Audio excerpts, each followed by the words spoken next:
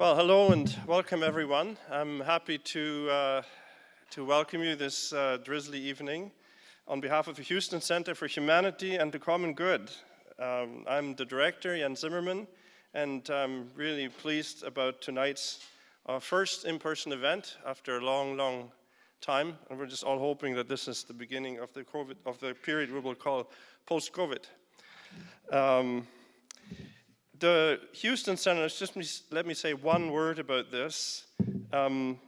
This is a vision that goes back to Regent's co-founder, James Houston, who now at about 100 years of age couldn't join us tonight. But the vision of Jim is a Christian humanism, so it's a Christian theological vision of integrative scholarship around the question of what it means to be human. Really seriously the most pressing question of our time. We want to pursue this question at the center through interdisciplinary and interreligious dialogue on this question of human identity. And so we want to invite a wide range of philosophical perspectives and especially through collaboration with our neighboring and affiliated University of British Columbia and other institutions, and to bring our research to bear on the current political and theological issues of our time. So part of our, if you want to check out our webpage, you can find it at rgnt.net/humanity, and you can subscribe there for future events and stuff like that. So our main aim with the center is, as I said, to discuss the question of human identity, and our aim is to find top-notch speakers from all kinds of disciplines and to sort of unite on this discussion religious and non-religious perspectives. And so tonight, for me, is the best way to start this with two top-notch speakers whom we're welcoming for this first event that we have. So the first is Dr. Raymond Tallis, who is Professor Emeritus of Geriatric Medicine at the University of Manchester, and also a philosopher who has written, I think, must be 30 books or so. So I will not go through all the titles because we have most of our time. Books on many topics of cultural philosophy, on cognitive science. I'll just mention a couple of titles that I'm familiar with. One book is Aping Mankind, Darwinitis and the Misinterpretation of Humanity. Another title is Seeing Ourselves, and then his most recent book, Freedom, an Impossible Reality. So Dr. Tallis, we're very pleased that you came from the UK to speak to us. I'm equally pleased to welcome Professor Edward Slingerland, who is a distinguished university scholar and professor of philosophy here at the University of British Columbia, who will offer response. Professor Slingerland, also a distinguished scholar with a number of important publications. I will just mention a few here. The one that I've read the last time we encountered one another was What Science Offers the Humanities, Integrating Body and Culture. Professor Slingerland is, if I put this correctly, a sinologist who is retooled as a philosopher of cognitive science, and he has written a number of books bridging these kind of areas. There's one, Trying Not to Try, The Ancient Art of Effortlessness and the Surprising Power of Spontaneity. Another publication was Mind and Body in Early China, Beyond Orientalism and the Myth of Holism. And then his last book that's just come out and is quite successful is Drunk, How We Sipped, Danced, and Stumbled Our Way to Civilization. And we've been doing some of this in a delightful philosophical company, and it's worked. So I'm delighted to have both of you. Our procedure for tonight is Professor Tallis will lecture for about 50 minutes, and then Professor Slingerland will give his response, and after that we have time for Q&A. And those of you who are joining us online for the live stream, you can submit your questions to an email address, which is questions@regent-college.edu. Questions@regent-college.edu, and we will then read out your questions and please address the question to one of the speakers tonight. So without further ado then, Professor Tallis, welcome, and the floor is yours.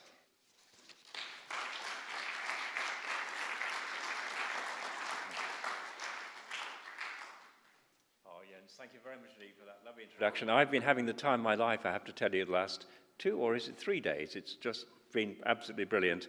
And so it's a bit of an anticlimax to have to now give a talk. But there you go. I've got to sing for my supper, but I really have had a lovely time. And it's a great privilege, I think, to be the first incarnate speaker here at the centre. And I feel enormously grateful for this invitation. My theme is why we are not beasts, or the argument that we are not just beasts. So that's my theme tonight. I'm going to try and persuade you, I hope, that even from a humanist point of view, we are not to be explained in biological terms. For me, the philosophical challenge of humanism is to arrive at an understanding of ourselves that avoids, on the one hand, a supernatural or broadly religious account of what we are and how we came about, but on the other hand, and more importantly, avoids a naturalistic one that sees us as entirely parts of nature and simply as especially smart chimps. What are we? We are irreducibly persons who are neither mere organisms nor, e.g., good or bad angels. We are, as the philosophers such as Merleau-Ponty would say, embodied subjects. Importantly, we're also agents. We initiate events. We change the course of events. We are not Cartesian ghosts that somehow got caught up in the biological machinery. So that's some of the background to what I'm going to say this evening. My target is biologism. I have no problem with biology, of course, but my target is the belief that human beings are essentially biological organisms and best understood through the biological sciences. And I say this despite being a doctor for the best part of 40 years.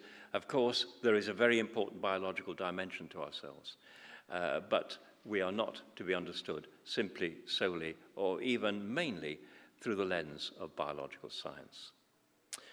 I'm not, of course, against biological science. It was biological science that distanced the medicine I practiced, I hope, from quackery.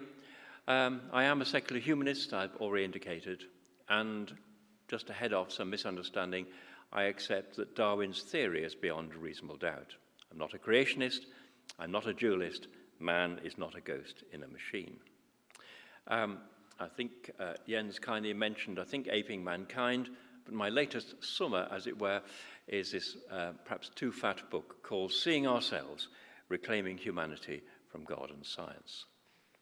Are we just organisms? Well, the case for seeming that we're just organisms is quite compelling. And this slide and the next two are from a wonderful book by an ethologist and expert on infant development called Thomas Sudanov. Like all living organisms, he said, humans metabolize and reproduce. Your genome uses the same dictionary as a tulip and overlaps considerably with the genetic makeup of a banana. You are an animal. Like all animals, you have to eat other organisms, whether plant, fungus, or animal, for sustenance. You tend to approach things you want to eat while avoiding things that want to eat you, just as spiders do. Like all vertebrates, your body has a spinal cord that leads up to the brain. Your skeleton is based on the same blueprint, 4 limbs and 5 digits, as that of a crocodile. You're a mammal. Like all placental mammals, you grew up inside your mother, and after some time, after birth, received her milk, or someone else's. Like all living organisms, humans metabolize and reproduce. Your genome uses the same dictionary as a tulip and overlaps considerably with the genetic makeup of a banana. You're an animal, and like all animals, you eat other organisms. And you are a vertebrate. But you're a primate. Like other primates, you have an immensely useful opposable thumb, although I have to say our thumb is more completely opposable than that of other primates. You're a hominid. Like all hominids, you have shoulders that allow your arms to fully rotate, and your closest living animal relative is a chimpanzee. And St. Augustine picked up on this. Inter feces et urinam nascimur. We were born between feces and urine. But, ladies and gentlemen, we're the only beasts who comment on this fact, and what's more, we do it in Latin. Remind me of the last chimp who spoke to you in Latin. I want to focus on 2 pillars of the current unwisdom that underpin the idea we're just beasts. I've called them neuromania and Darwinitis. So let's deal with neuromania first. It's the notion that human consciousness is identical with neural activity in the human brain. Indeed, I am my brain, you are your brain. And the brain explains, or will one day explain, every aspect of awareness and behavior. To understand human beings, you must peer into the intracranial darkness using the latest techniques of neuroscience. One of the techniques I used just before I finally retired was this functional magnetic resonance imaging. And it's fantastically useful for trying to understand what's going on when, for example, people had a stroke and so on and so forth. But when it's used, as it were, for philosophical or metaphysical purposes, it becomes a fast-acting solvent of the critical faculties. It leads to the belief that if you want to know about love, if you want to know about wisdom, if you want to know about the sense of beauty, or indeed if you want to understand religion, then you peer into the intracranial darkness and see what the brain gets up to under certain circumstances. So that's neuromania. Then there's Darwinitis. Darwinism, ladies and gentlemen, is absolutely fine. It's Darwinitis that I have an issue with. It's extraordinary that Darwin's theory, published in 1859, looks even stronger now, 170 years later, and has been reinforced by all sorts of developments in science he could not have imagined. Carbon dating, filling in the fossil record, understanding about continental drift, understanding about genomics, genetics, and so on and so forth. Darwinism looks even more impressive. So I have no quarrel with Darwinism. It's Darwinitis. And that is an inflamed or pathological version of Darwinism, which asserts that evolutionary theory explains not only how the organism, Homo sapiens, arose, but also the nature of people like you and me. And I want to argue that there's a vast difference between the human organism and the human person. Darwinitis argues that evolutionary forces, natural selection, survival advantage, all those things we're aware of, that evolutionary forces explain the origin and purpose of human behavior and human institutions, that the processes and forces that produced Mozart were the same as those that produced millipedes.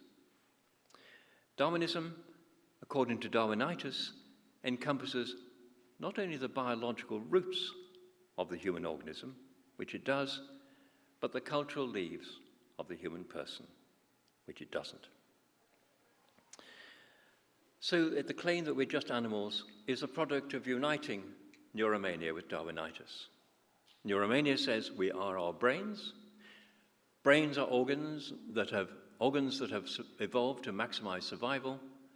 Everything we do is to be understood in evolutionary terms. Why does it matter? Why do I take it seriously? Why should we all take it seriously? Well, if we embrace biologism, the gap between humans and non-human animals, or the fundamental gap, disappears. The assumption that there is a profound difference between human actions and other events in the world looks shaky. The impersonal, or indeed apersonal, laws of the physical world encroach upon, engulf, and digest humanity. I don't like these ideas, but of course we've got to differentiate between the palatable and the true. I mean, the thought that I'm going to die makes me very miserable. I mean, a lot of people are sick of Raymond Tallis, but I can't get enough of him. So the thought I'm going to die makes me very miserable. But that doesn't prove, because I don't like the idea, that I must be immortal. So although my response to neuromania and Darwinitis is yuck, that's not an argument. So I owe you the courtesy of better arguments.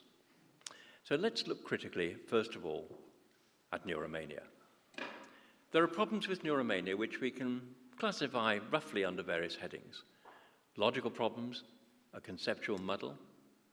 Empirical problems, arising out of the current methodological limitations of neuroscience. And then logical or empirical problems arising out of what I would anticipate are the future limits of neuroscience. So let's start with the logical problems first. Now, it's perfectly true that to live a human life requires a brain in some kind of working order. If you chop my head off, my IQ falls quite distinctly. But it doesn't follow from this that living a human life is being a brain in some kind of working order.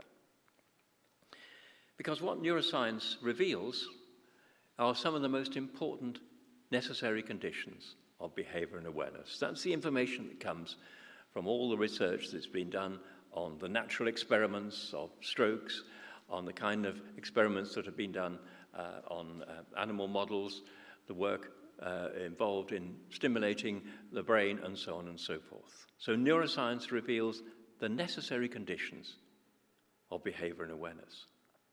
Now, by contrast, neuromania holds that it will give a complete account of the sufficient conditions of awareness and behavior. And just to remind you the difference between a necessary and sufficient condition by illustrating this with an example. In order to be knocked down by a bus in Vancouver, I need basically to be in Vancouver. That's a necessary condition. I'm very pleased to report that that's not a sufficient condition. If it was a sufficient condition, I wouldn't be standing upright talking to you tonight. So that's the conceptual muddle. What about empirical challenges to this notion, to neuromania? What are the limitations of neuroscience at the moment? I want to give you an exemplary case. Data from studies by Sinologist looking at love. And I want to look also at evidence apparently from neuroscience that our brains are calling the shots, that we don't have free will, it's the brain that's in charge. So let me talk a little bit about a particular study that caused a lot of excitement, The Neural Basis of Romantic Love by Andreas Bartels and Sinologist. What did they do in order to find out what love was? Well, they placed the head of subjects, attached to their bodies, I hasten to add, placed the head of subjects in a functional magnetic resonance imaging scan. And what they did is they presented these individuals with pictures of their beloveds and pictures of mere friends. And they subtracted the brain activity that was seen when they were exposed to pictures of mere friends from the brain activity that was seen when they were exposed to pictures of people they were deeply in love with. And they repeated many times on many subjects. What did they conclude? Well, basically, they found that if you subtracted one from the other, you were left with a certain amount of neural activity in particular parts of the brain. And that, they said, was what was distinctive about love. Love romantic, they said, is due to activity in a highly restricted area of the brain, in the medial insula and the anterior cingulate cortex, and subcortically in the caudate nucleus and the putamen, all bilaterally. Not exactly Romeo and Juliet, but that's what they found. Well, actually, I think those who did the experiment needed a tutorial. And so here's a primer on love for Martians and neuromaniacs. First of all, love is not like a response to a simple stimulus, such as a picture. It's not even a single enduring state, like being a bit chilly or cold. It is a many splendid, many miseried, extremely complex things. It includes all sorts of things like not feeling in love at the moment, hunger for, in simulated difference to, delight over the beloved, wanting to be kind to, wanting to impress the special other, lust, biology there of course, awe, surprise, joy, guilt, anger, jealousy, imagining conversations, imagining events together, speculating what the loved one is doing and feeling. Clearly much more than just a response to some kind of stimulus, even if the stimulus is the picture of the beloved. Love is not simply the property of part of an organ. It's not simply a property of an organism as a whole. It belongs to a self that relates to and is part of a culture, of a community of minds. So you neuralize love by reducing it to a response to a stimulus, and you remove it from the community of minds, the community of selves, and that way you can stuff it back into the intracranial darkness and see what it looks like in neural terms. And of course, in doing so, you've basically destroyed it. What about free will? There's been all sorts of excitement, beginning in the 1980s, way back when Benjamin Libet and so on did studies seemingly showing that free will was an illusion. And that's not a surprise. If we are identical with our brains, or with certain neural discharges in them, we must be just as unfree when we're conscious as when we're unconscious, when things just happen to us or in us as when we do things. Free will, it's argued, is an illusion, and then scientists have demonstrated this. Breaking news, Selling the Merchandise. This is a more recent book when I deal with neurodeterminism in great detail. Basically, the studies that have been done have essentially serious methodological problems, and perhaps we can discuss them in Q&A, and also they completely misread the nature of human action, just as they misread the nature of conditions such as being in love. Okay, you may say, these are problems with neuroscience at the moment, but gosh, it's getting more and more exciting, more and more clever. Those scans will eventually be able to tell us what every single neuron in our brain is doing over a long period of time. The key assumption is that human consciousness that motivates our behavior boils down to neural activity. So if we're talking about the brain, of course, we're talking about a piece of matter. However much it is a very posh giblet, it remains a piece of matter subject to the laws of physics. This is a point made by this character whom you may be familiar with, Daniel Dennett, the supreme neurophilosopher. And he spelt out the philosophical orthodoxy behind neuromania.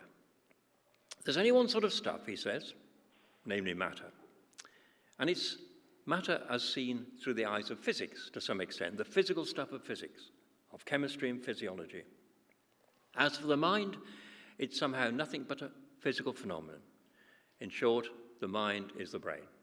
We can, in principle, he argues, account for every mental phenomenon using the same physical principles, laws, and raw materials that suffice to explain radioactivity, continental drift, photosynthesis, reproduction, nutrition, and growth. So this is the central orthodoxy behind neuromania. We can, in principle, account for every mental phenomenon using the same physical principles, laws, and raw materials that suffice to explain radioactivity, continental drift, photosynthesis, reproduction, nutrition, and growth. I think we have serious problems in understanding consciousness if we see the brain as a material object. And if we have serious problems understanding the relationship between the brain and even ground floor consciousness, it's absurd to look to brain science to cast light on the upper stories of human consciousness, such as love, as I mentioned, wisdom, the appreciation of art, and so on. So let's get down to something pretty basic. Ordinary, extraordinary, magical, wonderful perception. So let's illustrate it with the example of this person looking at a glass. What's going on there when she sees the glass? Well, there's two sorts of things going on. One is that light bouncing off the glass enters her retina, tickles up her visual pathways, and ends up causing activity in the occipital cortex, with some ultimate activity elsewhere. All of that seems to be a straightforward, law-governed causal chain, such as is seen elsewhere in nature. So this is all terribly Dennettian, that top arrow. But of course, that's not the end of the story. There's something else going on. That is to say, that individual is aware of the glass. So somehow we have to get from the activity in the visual cortex back causally upstream to that which caused that activity. And the lower arrow stands for the intentional relationship between whatever's going on, or the experiences, I should say, that is supposed to correspond to what's going on in the visual cortex, and the object that is the object of perception. So we have an understanding of one aspect of visual perception, that apparently there is an inward causal chain explaining how the light gets into the brain. But we have no explanation in the terms that Dennett has set out how this results in a gaze that looks out. So we have a problem. And the strangeness of the problem becomes clearer the more you look at it. My perception of the glass, if it were due to the kind of processes, causal processes that I've just described, the upper arrow, would require the neural activity in the visual cortex to reach causally upstream to the events that cause them. And of course, there's nothing like that going on anywhere elsewhere in nature. It requires that the interaction between two material objects, the glass and my brain, should cause one to appear to the other. The glass appears to me, but of course I don't appear to the glass. And that's a very fundamental asymmetry. I'm talking about intentionality, the aboutness of perception. And it's intentionality that creates the possibility of an ever-widening gap between the conscious individual, the conscious subject, and the material world of which she is conscious. And this possibility is realized in humans who are not simply organisms, but something a bit different. They are embodied subjects. And we are part of the natural world, of course. I'm occupying space and time, my feet are pressing on the floor, action and reaction equal and opposite and all that sort of thing. But we're also separated from that natural world by an aboutness that keeps us in touch with that world, but also, importantly, separate from it, facing it. And the intentionality is profoundly significant because it is also the basis of agency, because it allows us to act on the natural world as if from the outside. It's the essential precondition, for example, when we go beyond basic perception, the essential precondition of the deliberate use of signs to convey meant meanings, and they progressively unwire humans from nature. Our sharing of intentionality, shared experiences in all sorts of ways, weaves the fabric of the human world, which is outside of nature.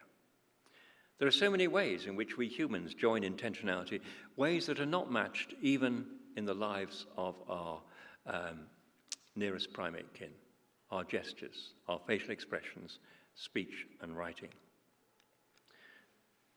Indeed, something as simple as pointing is incredibly complex. It's unique, by the way, to human beings and a human universal, worth a book of its own. But the products of joined intentionality include joint agency, the kind of cooperation, the unique and extraordinary cooperation that is seen in the human world, that results in technology, the technology of the kind that enables me to talk to somebody in Australia without raising my voice, a multitude of artifacts, and then there are institutions, the arts and sciences. So beyond nature, there is the human world, woven out of many-layered human consciousness, woven out of shared or joined attention, often embedded in artifacts, a semiosphere, a sphere of signs, stitched together out of 1 trillion cognitive handshakes. So the mistake, the fundamental mistake in neuromania is trying to find that community of minds of which each of us is a part, which has been forged from 1 trillion cognitive handshakes, shared intentionality, to find it in bits of the standalone brain, lighting up in the intracranial darkness. And I can illustrate this mistake by an analogy. Imagine you're trying to hear the whispering of a wood by placing a stethoscope against an acorn. You, of course, can't hear it. The whispering wood is the equivalent of the community of minds, and the stethoscope applied to the acorn is like using an MRI scan to peer into the human brain. There are other aspects of ourselves that seem to be quite unlike anything that is seen in the world outside, in the material world, the world of which Dennett spoke. One is the unity in multiplicity of ourselves, of our nature of persons, and the other is temporal depth. And I want to say a little bit about both. Let's talk about unity in multiplicity. We are co-conscious of many separate things in a conscious field. Basically, as I'm standing here now, I'm aware of my own body, I'm aware of the floor pressing on my feet, I'm aware of you in front of me, I'm aware of my voice going on and on. I'm aware of all those simultaneously. Now, there are all sorts of models of this unity and multiplicity of consciousness, models of integration in the nervous system, And often they take the form of looking at neural pathways that converge. But of course, those neural pathways that converge wouldn't deliver the experience of the moment of consciousness. They wouldn't deliver a merging without mushing. Although I'm aware simultaneously of the pressure under my feet and the sound of my own voice, I'm aware of them simultaneously, but I'm aware of them distinctively as well. There have been various models of binding, so-called, that try to explain the unity of consciousness at a particular time. But they don't really deliver unity. Never mind the unity in multiplicity, the unity and multiplicity, which I've just described. So that's one aspect of just ordinary moment-to-moment consciousness that is simply not made sense of in terms of the laws that are evident elsewhere in nature. Another is temporal depth. My present moment is not just this physical moment. My past is present. In part, it makes sense of what I'm doing at the moment. And the future is present as well. The future towards which I'm directed as I'm giving this talk. Basically, it doesn't explain the presence of the past. The idea of memory as a cerebral deposit, it's an idea that really goes almost the way back to Plato, the notion of, as it were, the impression left by experience as something like an impression left on wax. The notion of memory being experience stored in the forms of the altered reactivity of the brain. None of those actually work, because memory is not about the present state of the brain, it is the explicit presence of past experiences. And this is particularly striking in the case of so-called autonoetic memory. This is autobiographical memory. My memory of being with Jens this afternoon walking around Stanley Park. I have a particular memory which I relate to myself. And I'm aware that it is in the past, but I'm aware of it now. And part of the problem with trying to understand autonoetic memory, real memory, in terms that apply to what happens elsewhere in the material world, is that it is the root of tensed time. And there's no tensed time in the material world. Don't take it from me, take it from an expert. You'll recognize this character. And he was very aware of the absence of tensed time in his vision of the material world. And there's a rather sort of poignant example of his awareness of this. The chap on the right is Paul Besso, who is one of his great friends right from the old days when he was a youngster making his way in science. And on the left is Mrs. Besso, his wife. When Paul Besso died, Einstein wrote a letter to Mrs. Besso, basically consoling her on her loss. But he really said, actually, it's not as bad as you think it is. Now Besso has departed from this strange world a little ahead of me. That means nothing. People like us who believe in physics know that the distinction between past, present, and future is only a stubbornly persistent illusion. Essentially, cheer up, ducky. But of course, tense time is very real. And this stubbornly persistent illusion, inverted commas, it is not illusion at all, is that we have an explicit future populated by ideas and motives drawing on an explicit past. And this is the basis of very ordinary actions. And what's more, our future and past are shared and indeed collectivized. They're sedimented in clocked, calendrical, historical, and diary time. I've described it in the book on freedom as post-tensed time.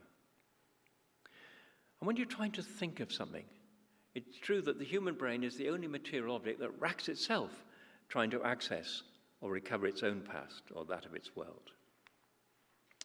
So there are so many aspects of my consciousness that are simply not explicable in terms of what is seen elsewhere in the material world.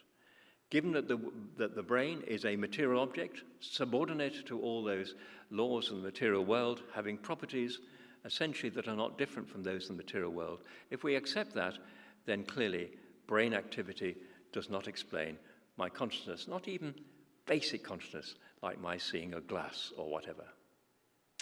So much for neuromania. What about Darwinitis? One of the mistakes I think people make is when they say we're different from animals, they then focus on things that we really are rather exotic and highfalutin. They say, well, animals don't have religious belief, and animals don't participate in art, and animals don't basically do, calculus, etc., etc. But I think we can see the distance between ourselves and beasts. Really, it's there wall to wall, and we can see it even in behavior that we seem to share with beasts. And I want to give a couple of examples: feeding behavior and learning behavior. Let's talk about feeding behavior. What a difference there is between human dining and animal feeding. We're the creatures who invented cooking. Our eating is time regulated. Our meals have structure. You may remember there was a lot of interest in Levi-Strauss's discussion of the grammar of food. Our meals are sometimes festivals. We use tableware. Food comes from a long way away. There's people miles involved in the people who sit around the table, and often the materials that make the food involve money. All of these profound differences between you and I having a meal and a cow grazing in the same field in which he empties his bowels, or her bowels. So that's feeding behavior. What about learning behavior? Because animals learn, yes, and we learn, but there's something profoundly different in human learning from animal learning. Daisy the cow wanders in a field and then bumps into an electrified wire fence and gets the most terrible shock. She never goes there again. That's sort of learning. But in our case, learning is something that's done rather than merely happens. It involves practicing, and there's very little evidence that animals practice in the way that we practice. It involves teaching and a sense of what the other does or does not know.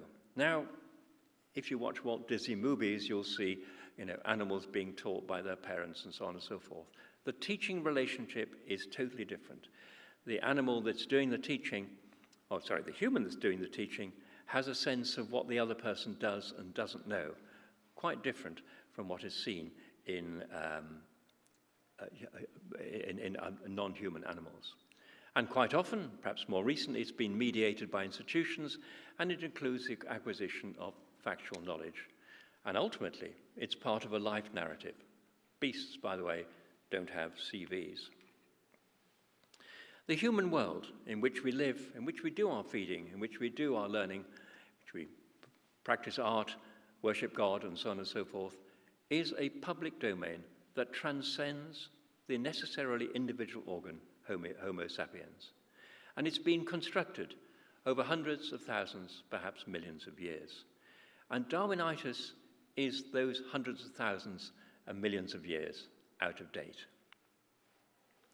So this is the natural home, or the appropriate home, for neuromania and Darwinitis, these pillars of unwisdom that lie behind the notion that we are, inverted commas, just beasts. And perhaps it's useful to remind Martians how different and strange we are. We guide, justify, and excuse our behavior according to general and abstract principles. Basically, our lives are, as it were, influenced not merely by ought, which you can read into animal behavior, but by explicit ought. And we create cities, laws, and institutions. And indeed, more recently, we entertain theories about our own nature and about our place in the world, and indeed the world itself. We frame our individual lives within a shared history. We systematically inquire into the order of things and the patterns of causation and physical laws that seem to underpin that order. And that's true even in the case of relatively young children who are just fiddling with things to see how they work, to see what comes about. We are, most importantly, explicit animals. We lead our lives rather than merely organically live them. We live out narratives based on an elaborate sense of possibility. Yes, we're conscious of ourselves, and there will be some of that consciousness particularly in our nearest primate kin. They do have an inchoate sense of themselves, and they have an inchoate sense of other animals, of conspecifics being selves. We are conscious of other selves, but in ways that go way beyond that consciousness seen in, for example, chimpanzees. And of course, we're conscious of the material world and its intrinsic existence and its intrinsic properties. Something I spelt out, as I say, in pitiless detail in a book published a long, long time ago, The Explicit Animal. And it's for this reason that I would share and agree with Ramachandran's observation that humanity transcends apehood to the same degree by which life transcends mundane chemistry and physics. So what is a human being? Well, someone like myself, who is a secular humanist, cannot tune into supernatural explanations. But I'm equally resistant to naturalistic explanations. I feel that we're neither supernatural entities, specifically handmade by a deity or whatever, or simply merely part of nature. Does it matter? Well, John Gray is a character you may be familiar with. He made his reputation in the broader consciousness with a book called Straw Dogs, a very pessimistic, anti-humanist book. He became a kind of celebrity misanthrope. And in that book, he argued that we're not particularly special. Human life has no more meaning than that of a slime mold. And that's a natural consequence of embracing us in basically Darwinitic terms. Man, he says, is only one of many species and not obviously worth preserving. To which I respond, speak for yourself, mate. But biologism may have very serious consequences. If we, as it were, despise each other and indeed ourselves on metaphysical grounds, it may lead to all sorts of unpleasant and unhappy consequences. So, take heart, the end's in sight, and this is a quote from one of my favorite comedians. He's now dead, alas. He says, "I hear the tortoise of time explode in the microwave of eternity." So let me wind up with just addressing the fact that my position is associated with actually profoundly important, unexamined questions. One of these is, how did we get to be so different? And actually, it is possible to concoct a just so story that begins with how things were about 5 million years ago, when hominids started to peel off from other primates. But that's a topic for another talk, or indeed for Q&A. And in fact, I spelt it out rather extensively in this trilogy of books a decade or so ago. But my purpose tonight is to persuade you, if you needed persuading, that human beings, as Gilbert Ryle said in The Concept of Mind, need not be degraded to a machine by being denied to be a ghost in a machine. They might, after all, he says, be a sort of animal, namely a higher mammal.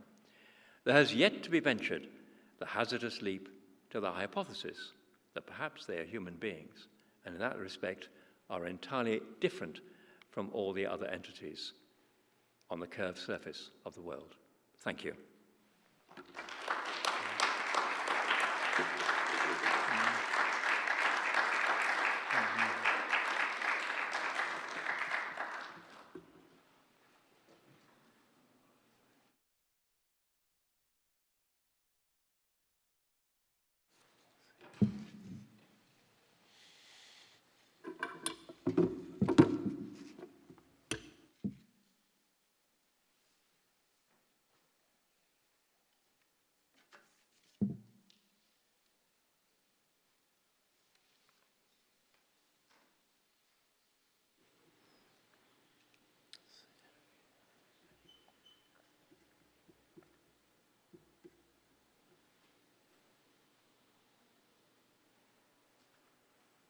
Yeah, we're good.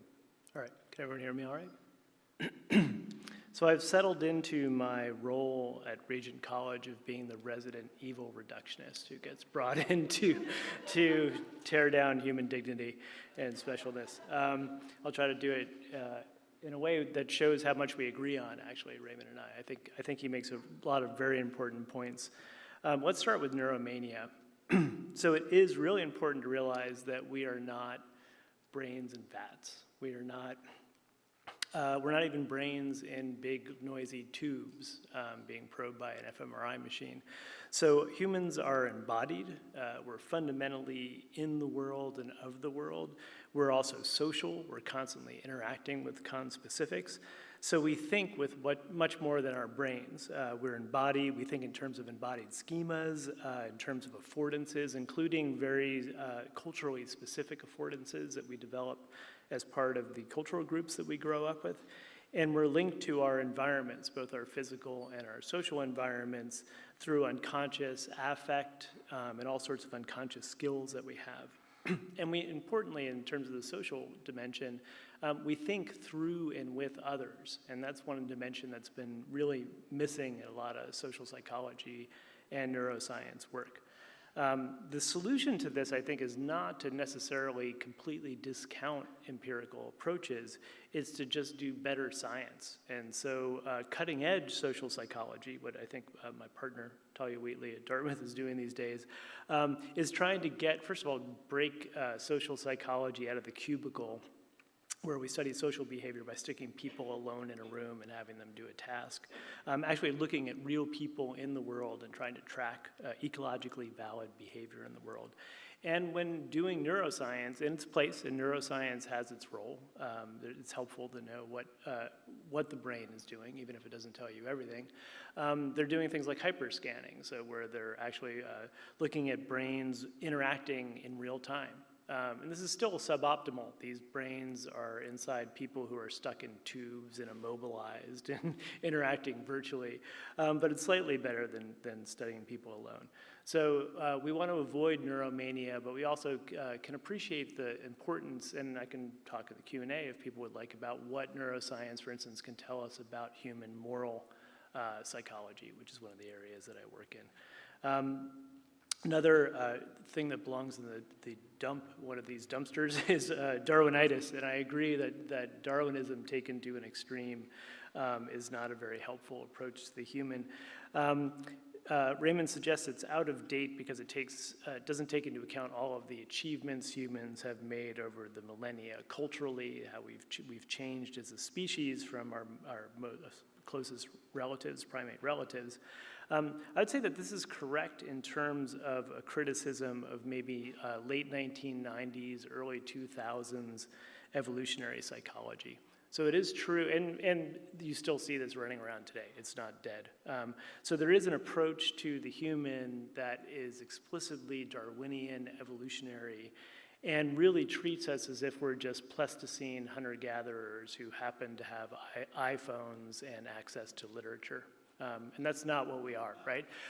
So these approaches to literature that want to do it, look at Shakespeare through the lens of mating behavior, mating psychology in an evolutionary framework in a hunter-gatherer society are absurd. But this is not the only kind of evolutionary theory. So I think that the type of Darwinitis we want to be worried about is this kind of genes-only approach to human beings.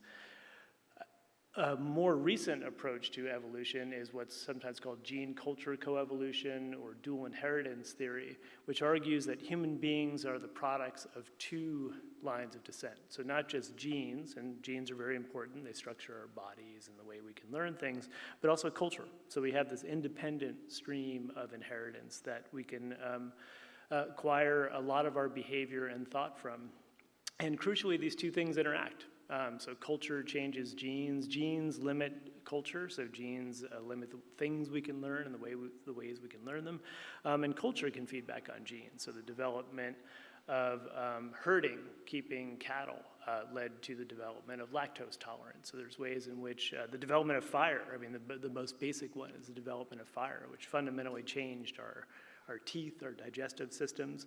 So we can take into account culture through a Darwinian process. We're not limited to just looking at human beings as we were in the Pleistocene, for instance. So an example of that was done here at UBC has to do with human religiosity. And so you talk a little bit in your book about Pascal Boyer's work. So looking at religious cognition as a byproduct of certain features of human cognition, theory of mind, promiscuous teleology, for instance. And this does, again, this is kind of late 1990s, early 2000 cognitive science of religion, and it does explain kind of basic religious cognition, belief in the afterlife, belief in supernatural beings. It doesn't explain why people do this. It doesn't explain pyramids, it doesn't explain cathedrals or burying vast terracotta armies in the ground. And so what the research team that we put together now a decade ago at UBC was arguing that you really need to understand cultural evolutionary forces to explain how basic human cognitive tendencies can then be latched onto by cultural evolutionary processes and driven in a very particular direction. And you can't understand most modern forms of religion without understanding both of those things. So you can, I think Darwinism can encompass both the cultural leaves and the biological roots. It's just you need a type of Darwinism that takes into account both biology and culture. This is really the force of what I've sometimes called the second wave of consilience. So early approaches to consilience were very reductive. We're arguing that, human beings, we should just understand human beings in terms of our genetic inheritance. I think there are more sophisticated models now that, for instance, take into account the role of culture. So what's the role of culture in human life? The extreme view, and this is the kind of postmodernist, post-structuralist view that I think both Raymond and I have been fighting against at various points in our careers, that culture is entirely autonomous, it's completely sui generis, it's subject only to its own laws, and it's amenable only to this kind of mysterious process of Verstehen, where one Geist kind of comprehends another Geist, and so there's no way we can explain culture in any significant way. The reaction to this, and you see this in people like E.O. Wilson and I think Steve Pinker, is an overreaction. So an overemphasis on nativism, a reduction of culture to just mechanistically express phenotypic traits.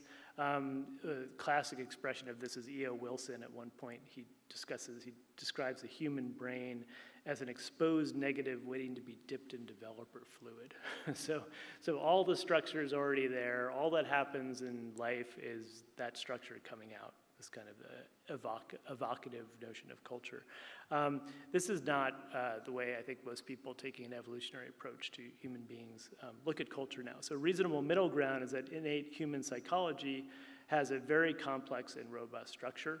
So strong nativism, there's a lot that's inborn, but the structure can be reshaped and rechanneled in a variety of ways. If you take this approach to culture, you're going to see human level truths, things like Shakespeare, things like love, as distinct levels of reality. They have their own explanatory principles, they have their own explanatory force, and so therefore humanities scholars don't need to become, I think there's this unfortunate perception that if we're going to embrace consilience, then we're going to throw away our books and just all start doing brain scans. And this is not how it works. So there's no need for humanities scholars to become evolutionary biologists any more than organic chemists have to become physical chemists. Everyone works in their own level of explanation. And I think for most people, probably more than 90% of their specialized work would remain entirely unchanged by vertical integration. The only difference would be a kind of sense that things that we explain at this level need to be consistent with lower levels of explanation, even if they involve new explanatory entities. And also part of the new wave, I think, is a recognition that explanation can flow both ways. Often the so-called higher levels of explanation can explain lower level stuff better than people working at those levels can do. So let me then move on to biologism. There's a crude form of biologism that I agree is really problematic and is exemplified in this John Gray quote about human beings in this book, Straw Dogs. The idea that humans are just animals and then we can only understand humans in terms that apply to all animals is just it's a mistake, I think, in kind. It's a mistake of reasoning. But I don't think it's a natural consequence of biologism. I think it's really just a problem. So the mistake that John Gray is making is there's at least two. One is failing to understand explanatory pluralism, and the other is respecting the difference between ultimate and proximate explanations. So let me talk about both those. Explanatory pluralism is the recognition that human-level realities, so things like intentionality, beauty, honor, dignity, possess their own emergent structure in a chain of vertical integration. They have their own explanatory power, and they you cannot explain things at this level without invoking these entities. There's no way to have a coherent explanation. And therefore, they're unavoidably real for creatures like us. And this is an insight that I first encountered in the work of Charles Taylor. He's been a big inspiration for me, that human-level truths are real. And they're as real as anything in the world for creatures like us, because they're inescapable. We can't be psychologically normal human beings without experiencing these things. So again, there's kind of extreme ways to understand this and more moderate ways. The extreme response is a kind of ontological emergentism. So human-level realities constitute this special new ontological realm that's outside of nature. The counter-response is eliminative reductionism. So saying, yes, these seem true to us, but they're just perceptual illusions. So the people like the Churchlands take this sort of attitude. And they often use this Copernican analogy. We believe human beings believe inescapably that they have free will, but we'll be able to show through various studies that they don't. And then once we realize that, it'll just disappear as a concept and we'll stop using it. And that really misses the fact that this is the belief in things like free will or human dignity are baked into human psychology in a really basic way. So I argued in my Science Humanities book back a while ago that the proper response to this, I think, is a kind of dual consciousness. So recognizing that human-level realities are inescapable for psychologically normal people. If you're a psychologically normal person, you're going to see humans as special, as being different from other types of animals, as having a kind of dignity. You'll see yourself and other people as having free will. You'll blame people for doing things they could have not done. Because these human-level realities are part of our factory-issue defaults. They're built into us for very good evolutionary reasons, actually.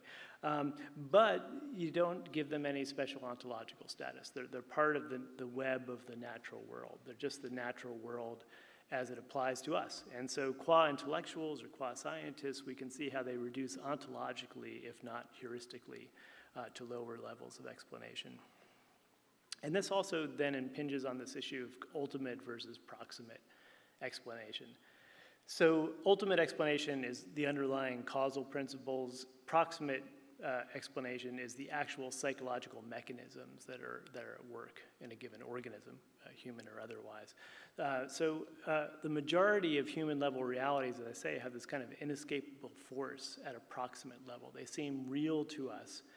And that's important because they wouldn't work unless they were inescapable. If we could opt out of believing in free will, if we could opt out of believing in human dignity at will, they wouldn't be doing their jobs, basically. They wouldn't be doing the work they need to do. So let me give you an example of this that's apropos of our conversation over dinner today. We're just checking out my daughter. Parental love. So all sorts of animals care for their young, make incredible sacrifices for them. The only explanation, for me as an intellectual, as a scientist, that makes sense of this is Hamilton's rule. So biological offspring are carrying, in the case of sexually reproducing species, half of your genes, and so you're safeguarding your genetic legacy by taking care of them. This is an elegant explanation. It explains behavior across a huge range of species. I haven't heard a better explanation for the existence of parental love than Hamilton's rule. And yet, when it comes to why I love my daughter, am I looking at her and doing the math and thinking, well, she's carrying half my genes, I should probably go check on her. I love my daughter because look at her. She's super cute. Right? psychologically, normal human beings love their kids because they love their kids. You love your children because they're lovable, because they're cute, they're beautiful, they're charming. I don't know why my slides are not entirely working here. And if you thought otherwise, if you actually were doing the calculus of how many percentage of their genes they were carrying, I'd be worried about you. I would avoid you. I'd avoid running into you in a dark alley. This fact that we can't escape the proximate level of explanation has important implications for anyone who's going to be defending vertical integration, as I would like to do. There's a very good reason that there's a division, very deep division between the sciences and the humanities. Nobody who does physical chemistry gets bent out of shape when physicists say, well, we can explain what's going on in physical chemistry in terms of physics. Same is true of organic chemistry. Same is true all the way up through the levels of what we think of as the natural sciences. There's a speed bump, though, when we get to human level truth. So when we try to use things that are below that line to talk about things that are above that line, we get very uncomfortable. And I've argued in my previous work that that's because we're running into this speed bump of an intuitive mind-body dualism. We think we have this one of the deeply baked features of human psychology is we think humans are different and special. So this is one of the limits of vertical integration, is that innate folk dualism and proximate emotions means we'll always see people as different from beasts or objects, except for some strange exceptions like this John Gray individual. And that means this humanities-science divide is always going to have some traction in human psychology. But that doesn't mean we can't fight that tendency. And a lot of the important advances we've made in the sciences have involved bracketing very powerful human intuitions in order to understand the world better. So to conclude, Raymond notes of intentionality, that the deliberate use of signs to convey meanings unwire humans from nature in a way. And so the sharing of intentionality can weave a fabric of the human world that's outside of nature.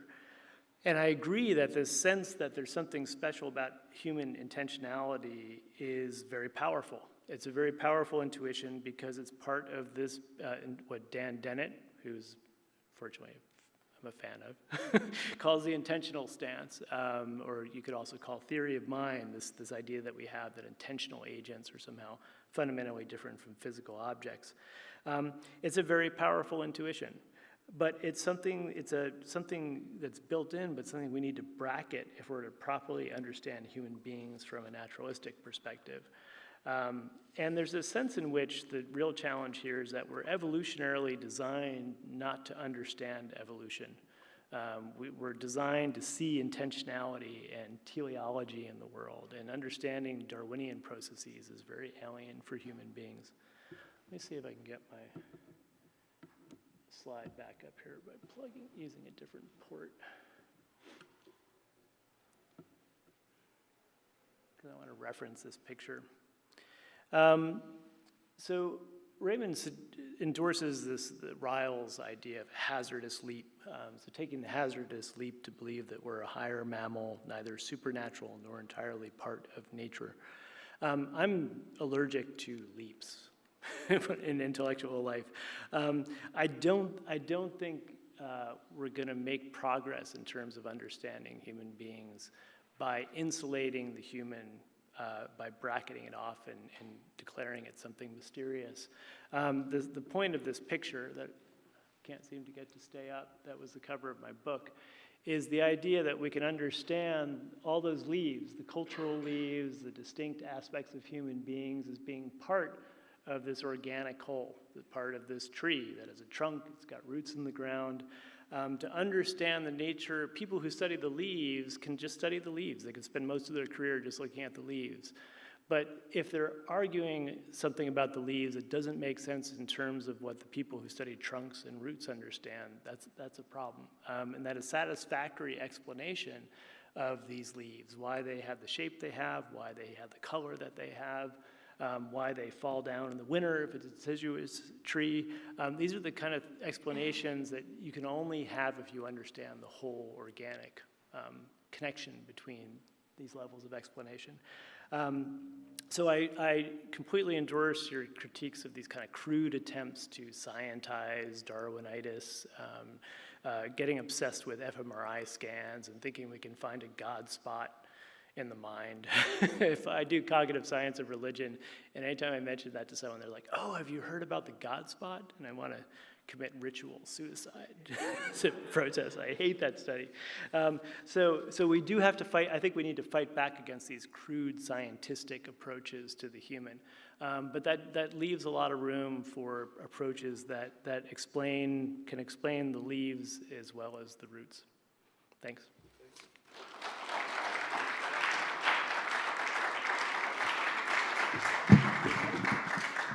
Thank you very much for this very good response, and I'm here now publicly on record to promise that we'll invite you back as a main speaker, not just as the evil respondent of reductionism.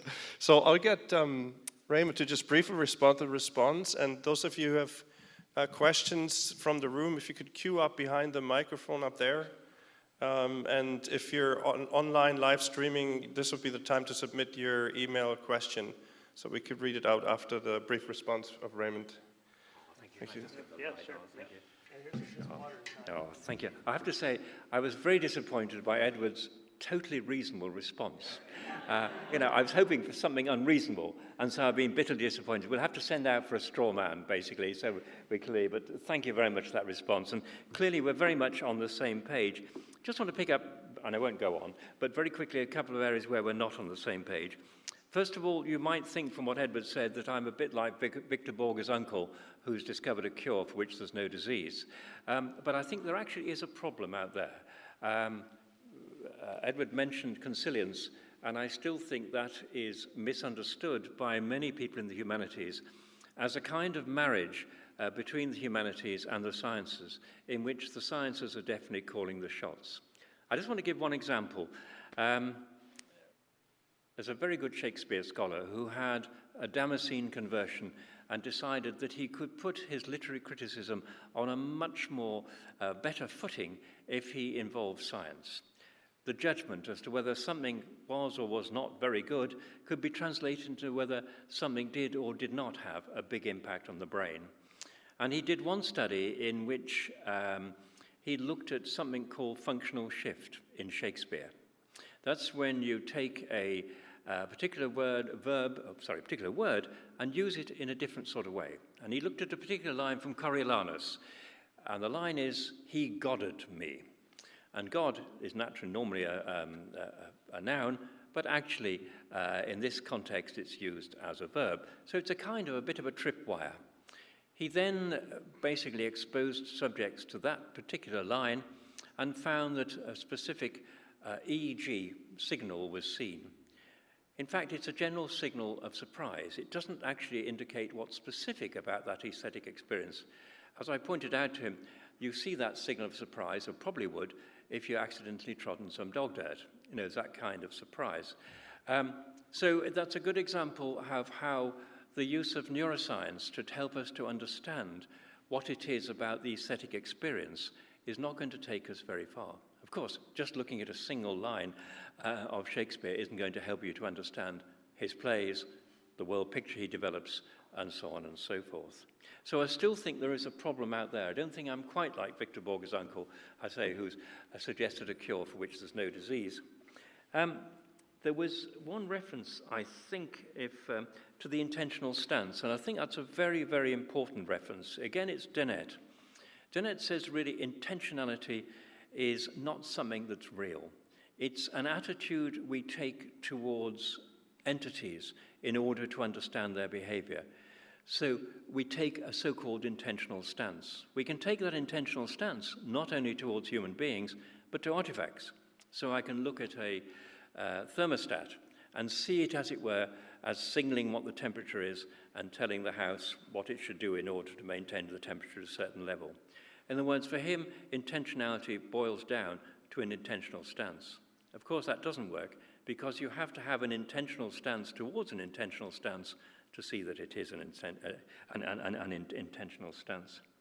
So I still think there is a serious problem about science circulating around the humanities. and more broadly, the belief that somehow a scientific account of ourselves is the ultimate statement as to what we are.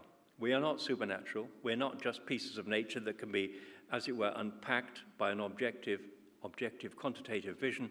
We are sort of extra-natural in a very important way.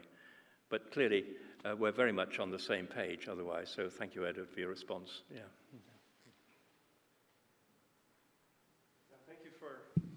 Thank you for the response to the response.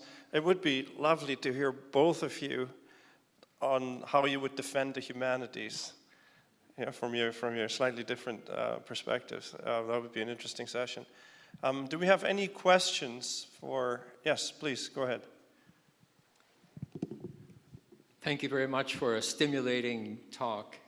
Much to think about, and also the books. I recommend the books. A question for Dr. Tallis. I don't need to be persuaded that we are not just beasts, but I'm sure we're all aware that at times, and more often than we would like, we are unjust beasts. The negative side of our being human. And at our worst, we can be rather beastly. And I apologize to the animals for saying it that way. Christianity has an explanation for why that is so. How does one explain this from a secular perspective? In a sense, being good seems to be more difficult to explain than being beastly. And you're absolutely right. When I think of ourselves as not just beasts, I don't mean to say we are intrinsically morally better than beasts. I don't think beasts can be placed on a moral scale. But in a way, it's astonishing how well we do behave, considering we are, each of us inevitably is the center of the world, and it takes a lot to wake us out of that assumption and the feeling that whatever happens to us is the most important thing, and everything else is less important. So our, inverted commas, beastliness is rather less surprising, perhaps, than our intermittent goodness. That's how it strikes me. But I'd really interested to know what Edward thinks about that. Yeah, no, I would agree. And part of what's challenging about being human is cooperating. I think cooperation on a small scale is easier to understand. So how parents care for children, how friends take care of each other. Yeah. What's puzzling is how people are nice to strangers and how people cooperate in large-scale societies. And that's one of the study we did on evolution of cultural evolution of religious forms. We think that certain types of religion are playing a role in that, kind of broadening the scope of cooperation, creating notional brothers and sisters, forging the types of bonds you would normally have in a family between strangers. But yeah, human cooperation, the fact that we can walk into a store and be pretty confident that we're not going to get poisoned or stabbed is actually fairly surprising given our primate nature. Dr. Tallis, this question comes from our online audience. Surely the neurons of non-human animals also reach causally upstream to affect a perceived object. So do non-human animals also have intentionality? And if so, would this not undermine the argument for a fundamental gap between humans and the non-human world? What a fantastic question. Thank you. Yes, I have absolutely no doubt that non-human animals are aware of, where that which they're aware of is other than their awareness. That is to say, other than their neurons. What is different between us and even our nearest primate kin is something that's been studied in huge extent, in a huge degree, is the extent to which we join our intentionality with others. So we gradually, out of these trillion cognitive handshakes, we weave an entire world outside of nature. I mean, it begins with something very simple, pre-linguistically, such as a gesture such as pointing. Pointing is a human universal. It's not seen in any other animals. It apparently was seen in chimpanzees in captivity, but their pointing is not a declarative pointing of sharing knowledge and understanding. It's actually a gimme pointing. It's what Stumpf would call an abbreviated grip, or Wundt would call an abbreviated grip. So in that sense, that is a marker of the extent to which we share our world and then recursively build up a world out of endless sharing of our consciousness. And it's that community of minds that we build up that makes for this great gap between us and our nearest primate kin. There are good biological reasons how this process started, how we, as it were, found a biological escape from being constrained to biology. But that's quite a complicated, just so story one can put together. But that's the fundamental difference between us and our nearest primate kin.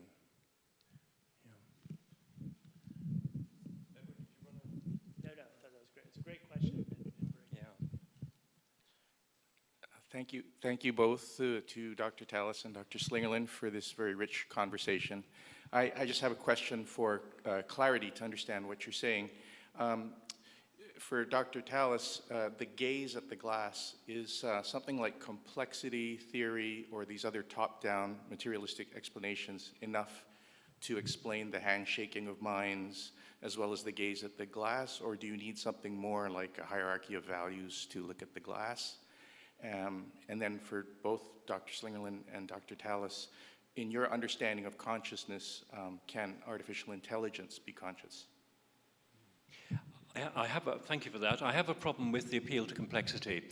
It's a very difficult term because in the end, what counts as complexity is very much in the eye of the beholder. There is a sense in which a pebble is extraordinarily, boundlessly complex. Think of all the forces that are going on within a pebble. So the appeal to complexity, to me, is always a difficult one because it is in the eye of the beholder. It isn't an intrinsic property of things. There are other terms that people appeal to, but complexity is one I have a particular problem with for that reason. What does it mean to say that a brain is more complex than, for example, a pebble? We have to seek criteria to say that is the case. And there are ways of, as it were, addressing that question, but none of them really explains the difference between a pebble, which is not aware of the world around it, and myself, who is aware of the world around me. But perhaps Edward may have a different view on that. Yeah. Well, I can use this one, I think. Yeah. So I'll address the AI issue because it's something I've been thinking about recently. My next book project's on virtue ethics and the way in which, in a virtue ethical tradition, because they think that moral decision-making is so complicated it can't be captured in abstract rules or calculations. You need to just learn a lot of stories about exemplars who were good and listen to the right type of music and read the right type of literature. And there's a superficial resemblance between that and the way that deep learning works in AI. So and people have pointed this out. So you give AI systems a huge amount of exemplars, and they can build up something that looks like a skill at dealing with these. But the difference is that AI is incredibly powerful in narrow domains, but really stupid in ways that even human children aren't. It's very, as Melanie Mitchell, an AI researcher, puts it, it's very brittle. It's easy to break AI. And it seems to be because AI can do pattern matching, but it can't actually learn general principles. It doesn't understand, for instance, the point of a video game that you're training it up on. And so one of the mysteries is what's missing there. So why can't AI actually learn? And Mitchell thinks, and this is something I agree with and I want to talk to her more about, it has to do with the lack of embodiment and the lack of socialness. So AI doesn't have all the affordances that we have in the way we interact with the physical world. It doesn't have affect, so it lacks all the emotional signals we get of what's important and what's not. And it lacks the way we underestimate the extent to which we are learning always socially. We're learning with other minds, and AI doesn't have that. But I do think in principle, because I don't think there's anything kind of a priori special about humans in any kind of ontological sense, in theory, if you had an AI system that was embodied and had emotions that were imbued with evolutionary force and was interacting with other agents in a way that was social, I don't see in principle why you couldn't get consciousness. But definitely the way AI is implemented right now is a kind of basically solitary brain in a vat. It's actually a good existence proof that a solitary brain in a vat can't learn anything, in the sense that human beings learn things. But in a sense, your optimism perhaps is undermined a little bit by the fact that a super cray with gigabytes of RAM is no more conscious than a pocket calculator. And if you think about the great achievements of AI recently, for example, the machine AlphaGo that plays Go, which deals with an combinatorial explosion of possible moves and so on, it doesn't really play Go. It doesn't aware what it's doing. It's other people use the machine to play Go. So in many ways, our machines that have certain functions, they don't have the functions for the machine. It's we use those machines to deliver on those functions, I guess. Yeah, a great example of that, I love this example of an AI system that got trained up on Pong, I think it was, very simple video game where you use a paddle and there's a ball. Yeah. And if you change the size of the wall or the shape of the paddle, it's baffled. Yeah, exactly. Because it just doesn't understand the point of the game. Whereas if you do that with human players, they don't even notice the difference, right? Because we know about meaning, and AI doesn't seem to get that. And you can see with primates, it's very easy to baffle primates. Once you go beyond associative learning, they don't extract general principles and then they have trouble, extrapolate them other situations.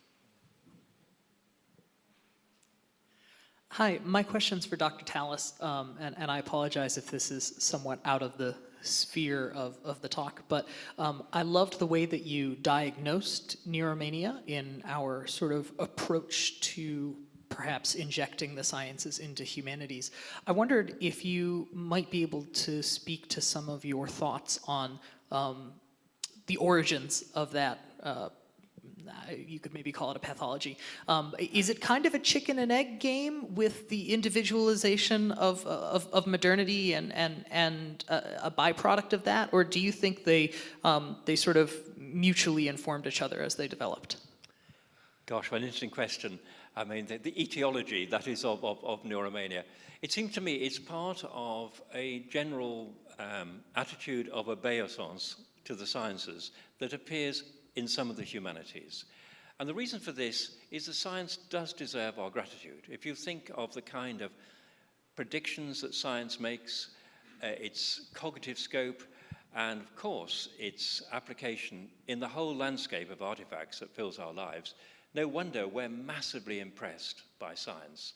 So it seemed to me that the notion that science ultimately is going to be lie at the root of all decent, upstanding disciplines is totally understandable. Of course, the big mistake is that science relies on third-person quantitative objective measurement, whereas much that goes on in the humanities is about subjective experience, honorably so, and it's not about third-person objective quantitative measurement. So science deserves all the praise it gets, but that doesn't mean to say that its strengths can then be generalized, or it can be a useful tool in many aspects of the humanities. But Edward might have a view on that, I guess, because you've thought about it a lot, I know. Yeah, I think part of the problem is exactly as you say, this kind of fetishizing of science that you see in the general public, and then it just gets kind of unconsciously adopted by humanities scholars. And that's where a lot of this kind of dumb use of science in the humanities, because of this EEG example. You see it in popular press accounts of, this education method must work because scientists have shown that it changes your brain. And of course it changes your brain. Everything changes. I'm changing all of your brains right now. Yeah. So ironically, it's this kind of weird, it's a product of dualism in a way that we're fascinated that words can change the brain. So there is this kind of fetishization of fMRI pictures and in a way that can be really profoundly unhelpful.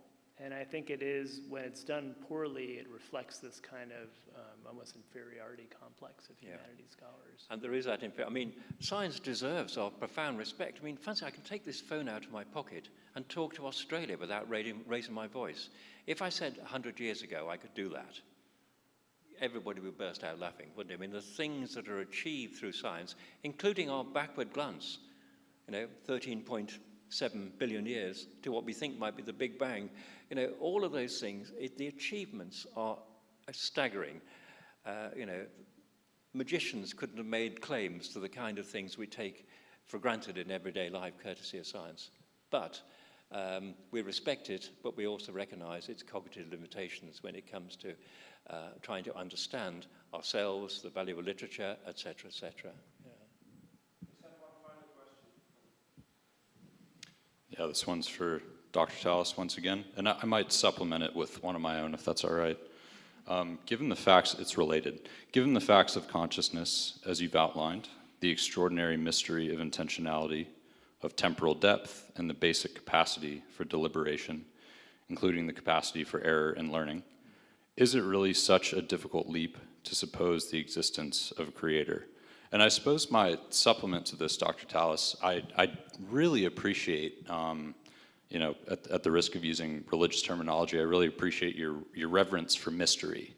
And obviously, we have a lot of different sort of dispositions toward theism in the room.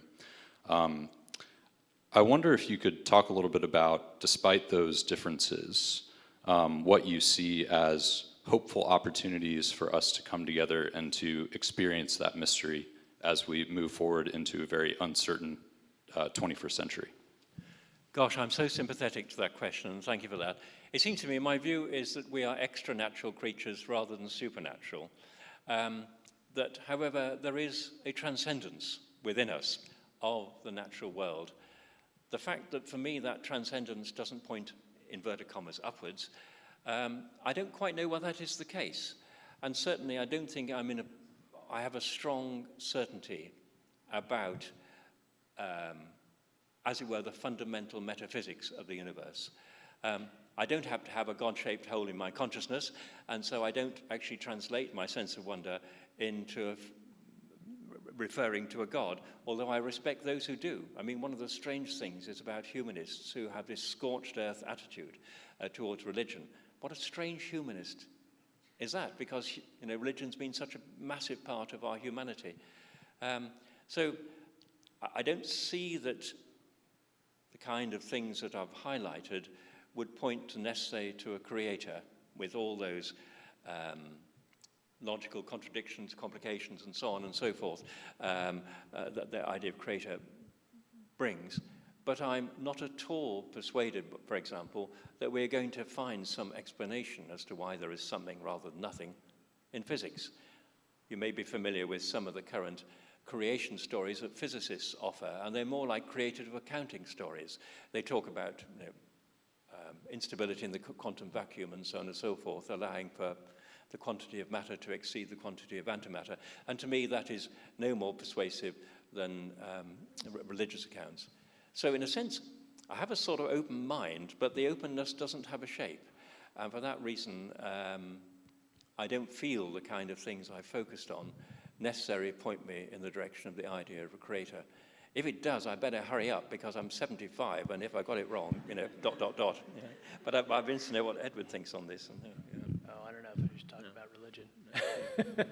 I think where we differ maybe is this issue of, as you put it, mystery. And I respect mystery. I think as a human, there'd be something a little bit wrong with you if you didn't. But I don't see it as a justification for then insulating certain parts of human experience in that mystery and keeping them separate from scientific explanation. I think that there's a satisfactory way in which we can integrate a respect for the mystery of being human, having intentionality, being in love, loving your children, with explanations that actually tell us something we didn't know before. So again, that kind of idea of an integrated system appeals to me. So I find the kind of setting aside of mystery is anathema to what I've been. And actually, that's a very satisfying point of disagreement, because we've been far too agreeing, haven't we? Yeah, so we want to end on something. Absolutely.